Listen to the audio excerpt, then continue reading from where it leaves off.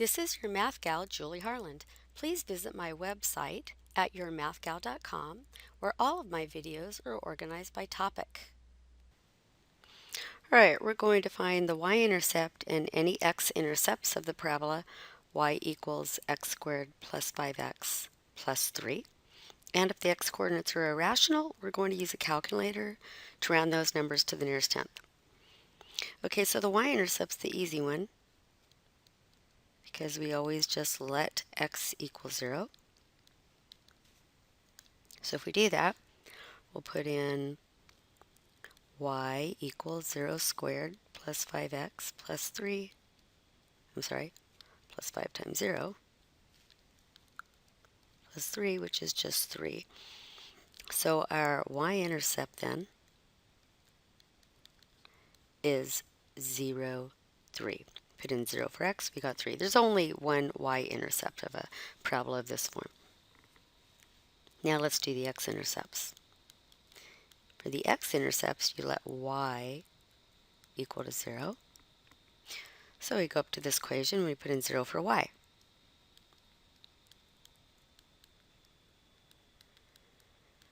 So 0 equals x squared plus 5x plus 3, and this is a quadratic.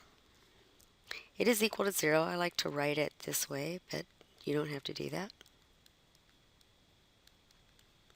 So to solve a quadratic equation, you can either factor it, if that's possible, and this one does not factor, so that's not an option, or you can complete the square. That wouldn't be very easy in this particular problem because I have a 5 for my middle term here. So I'm going to try the quadratic formula. So for the quadratic formula, I'm going to figure out, first of all, the discriminant, because if it's negative, there won't be any x-intercepts because that would mean you'd have a square root of a negative number, so that's not a real number, and all the numbers on the x-axis are real numbers. So we've got b squared, b is 5, so that gives me 25, minus 4 times ac, so we've got a 1 here for a. 1 times 3 is 3. So that's 25 minus 12, which is 13.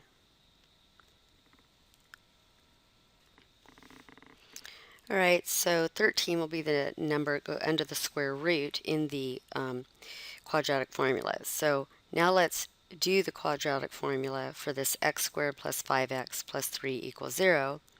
X would be negative b, so b is 5, so that would be negative 5, plus or minus the square root of the discriminant, so the square root of 13, all over 2. And that gives you two different numbers. One is negative 5 plus the square root of 13 divided by 2. I'm writing it how you would want to write this if you put this in your calculator, scientific calculator. Make sure you don't use a minus sign, use a negative sign there. And so the other way to do that, the other way to do that is to just do the numerator first, negative 5 plus square root of 13, press enter, and then divide by 2 if you don't want to use parentheses. Anyway, if we do that, and you put negative 5 plus square root of 13, you should get negative 0.7 if you rounded it to the nearest tenth. And then we'll do negative 5 minus square root of 13 divided by 2.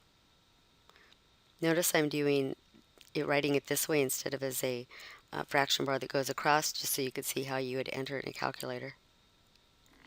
And that will give you negative 4.3 if you round it. So the x-intercepts approximately are, one of them is negative 0.70, and the other one is negative 4.30. So we have over here our y-intercept, right?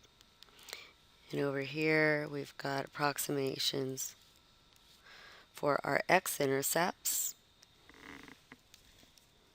And if you want, you could do those on a graph to get a basic idea of, what's going on. Of course, you don't know what the vertex point is, and this problem wasn't to find the vertex point and graph the parabola. It was just asked for the x-intercepts and y-intercepts. But you could get an idea if it looks correct to you. So let's just do that for fun. All right, so here was our equation of the parabola, y equals x squared plus 5x plus 3. We got the y-intercept was 0, 3, so that's up here, for instance.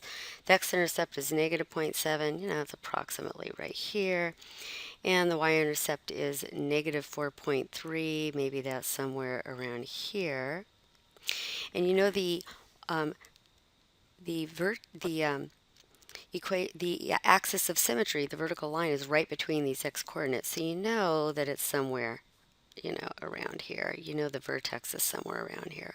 I don't know where it is exactly. You can figure that out, but you could see it, somehow goes down here. We're not sure where it is. I'm just doing this freehand, so, just getting a rough idea of what it might look like. So it should be going up because we have a 1 in front of the x squared, and so you can estimate that it looks, like it's reasonable that the y-intercept is 0.3 and the x-intercepts are negative 0.70 and negative 4.30. This is your math gal, Julie Harland. Please visit my website at yourmathgal.com, where all of my videos are organized by topic.